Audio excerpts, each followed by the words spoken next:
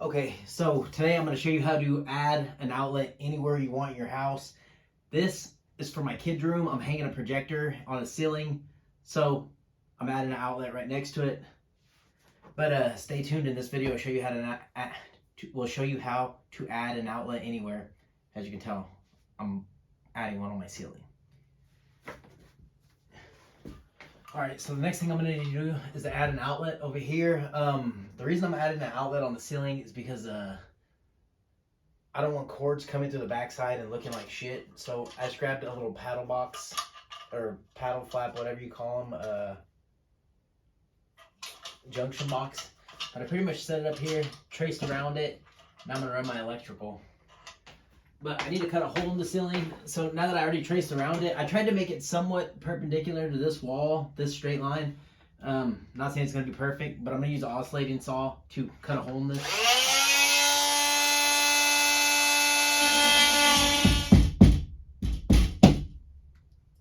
Once you have your hole cut out, fully expect for insulation to come down on you.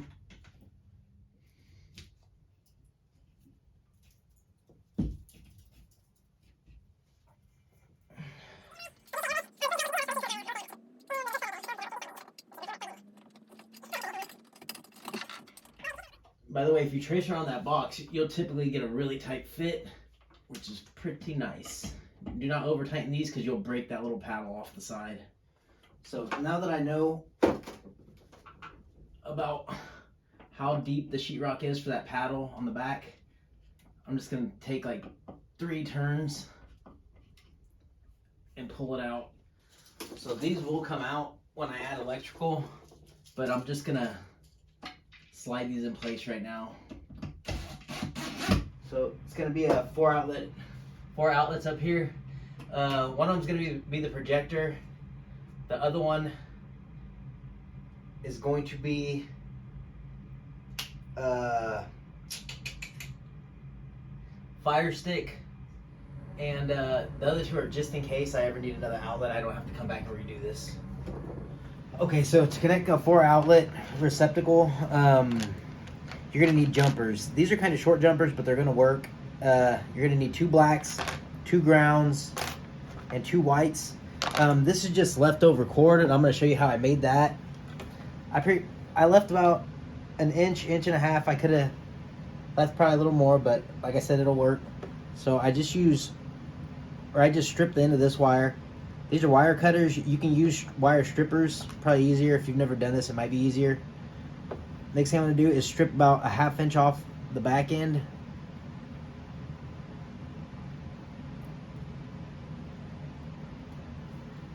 That's that. And then before I start putting everything to the junction box, I loop all the ends like this.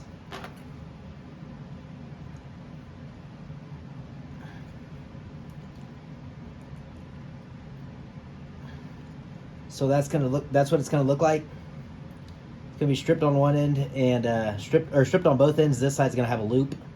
So this is my large piece of electrical that I'm gonna run through the attic, or run into the attic. You're pretty much gonna want to open one end of this. So I'm just gonna use a box cutter and score about, actually, you know what? I'm only gonna score about 3 or 4 inches. Make sure you're not pushing too hard, just enough to score it. You don't need to cut all the way through it, because you don't want to nick these wires. And if you do nick these wires, start over. Remove any extra wire or any extra paper that's stuck on there.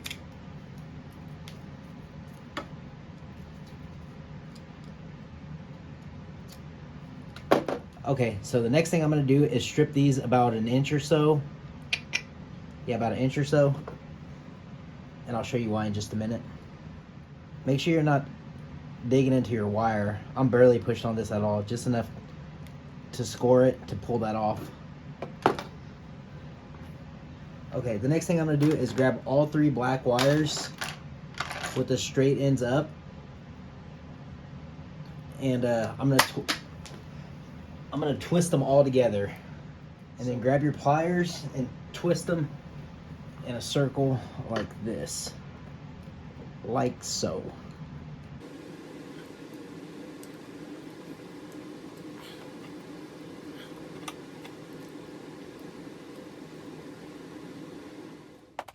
So get your wire nut and twist this all the way down. Okay, then you're gonna get electrical tape and wrap around this. And that's just extra security to make sure it doesn't come loose or one of the wires doesn't ever fall out and short out anywhere. And then I'm just gonna put electrical tape around this. Like I said, this is more just for like added security to make sure it doesn't ever come loose. And if it does come loose, one of those wires doesn't just fall out of there. So that's what it's gonna look like. And that's what all three of your connections are gonna look like. I probably should have left these about 6 inches instead of 4 inches long, but it'll still work for what I'm doing. And do the exact same thing to the grounds and to the white wire. So this is what you want it to look like under these caps. Twisted like that, actually like that tight. Make sure you're using a connector that's good for 3 wires. Okay, so before you put it in the electrical box, this is what it's gonna look like. This is what I'm gonna run through my attic. I have about 12 feet of it right now, which is plenty. So you're gonna have 2 little jumper cables, black, coming off the end, all of them wire tied together. Same with the white, same with the ground. Next thing you wanna do is connect your grounds. So one of these is gonna be ran this way, the other one's gonna be ran to the other one. The reason I'm doing separate grounds, or I mean separate outlets or separate jumpers going to each outlet, is because if one of these outlets goes bad, then it's gonna make, if the first outlet goes bad, it's gonna make the second one go bad. And I don't want that. Also, if you have more electrical coming off the other end, then it's gonna kill all the power to all the other ones just if one receptacle goes bad. So that's why I'm running these separately. Okay, so we have grounds connected. Next thing you're gonna want to do is run your white wires to the left side, the bottom terminal on the left side of both these outlets. Okay, the next thing you're gonna want to do is connect your black to the other side on the bottom. And these, since I'm not using them, I'm just gonna screw them in. Oh yeah, something else, a good note to take is make sure your loop is going in the same direction that your screw is gonna be screwed in at. Like right now, my loop is on the bottom right here, going up and around, and I'm gonna screw this in this way. Okay, so once you got it ran all the way through, it's gonna look like this. What you're gonna wanna do is push this flat back down so it holds a tight connection against that. And then you're gonna wanna squeeze all these connections into your junction box. Okay, so once you have all your electrical stuff into your electrical box, it's gonna look like this. Next thing I'm gonna do is mount my junction box back into that ceiling, and I'm gonna run all this all this extra electrical wire just into the attic so I can connect it. Okay, so I have that 12-foot of electrical ran into the ceiling. I left these a little loose so I can move them a little bit when I put the plate on. So that's actually what it looks like. Not the best, but it turned out pretty good. I'm pretty happy with it, if I'm being honest. Okay, so now that I have this outlet installed, I'm about to go in the attic and tie it in to existing electrical. What you want to do is make sure all your lights are shut off around the area you're going to splice the electrical into. The reason I say that is because if you have your lights on, you're going to have power going to your lights. But if you have your light switch off, that cord won't have power, or that electrical wire will not have power going to it. I hope that makes sense. So you shut it off. Here's a better way.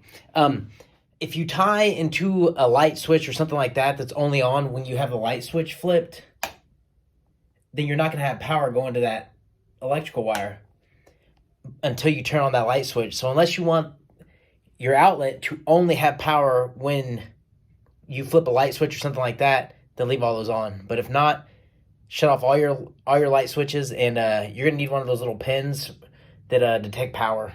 This is the type of pin you're going to need. When it's flashing red, it just says there's power. Like right now I have my microwave hooked up, so there's power going to it. Okay, so I'm in my attic right now.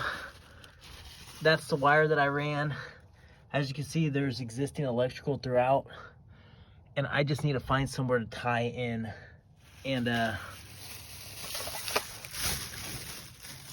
Here's my bag of goodies. And this is where that pen comes in handy. This little pen. Beep already, bitch. Just kidding. Gotta watch out for these fucking roofing nails. I hit myself in the back. It'll fucking make you bend over like you're about ready to twerk.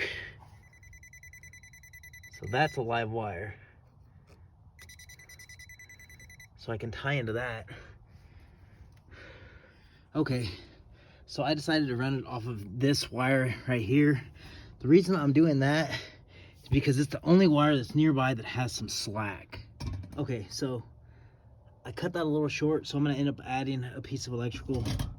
But anyways, I'm gonna end up moving the electrical box to this side. Set you up real quick.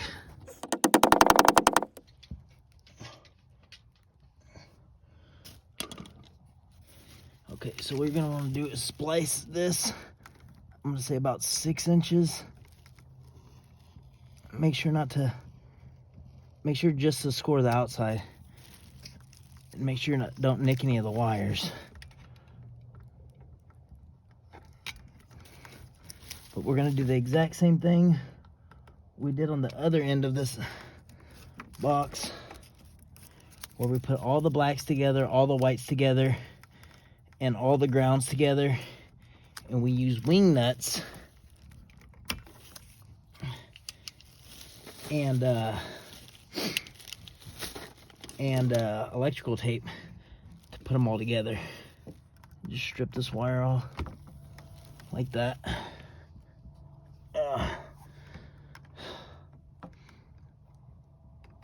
But you're gonna do that to all three.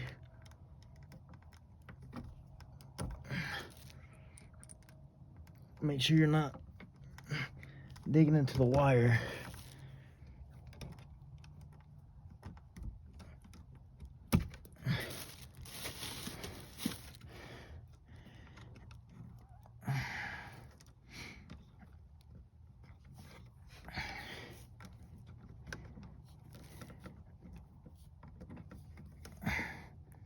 Okay, so once you have all your wires hooked up, that's your 3 blacks, 3 grounds, and your 3 whites. You're gonna shove them back inside this box. I typically put them in opposite corners. That's why I buy these longer, any bigger boxes. Next thing you're gonna do is cover up your receptacle. Okay, now the very last thing you're gonna wanna do, I don't think anybody's gonna be crawling around in this area unless they absolutely have to. But the last thing you're gonna wanna do is get some of these wires out of the way. And what I typically do is literally just use these just to where it holds, but also to where it's not smashed. Hope that's a good view of that. And all the rest of the wires kind of just routed back in that area. It's a tight squeeze over there, so I don't think anybody's gonna go over there unless they absolutely have to. And that's it. Go turn your breaker back on and your outlet should be good. All right, now the moment of truth. I just have an extension cord ran to his projector. The light's on. By the way, just to prove that it's that extension cord going to the projector. Lights on. Sorry, this room's a fucking mess. Now I'm gonna flip the light switch. This is why it's so important to make sure you don't connect to something that you can kill power from a light switch. Still got power. By the way, this is for a 4-year-old's room. So that's just to prove it works. Anyways, I'm out. As always, like, comment, subscribe. Don't be a hater. Make sure you hit that subscribe button. I'm trying to build this shit. And I answer everyone's questions. Come on now. Hit that subscribe button.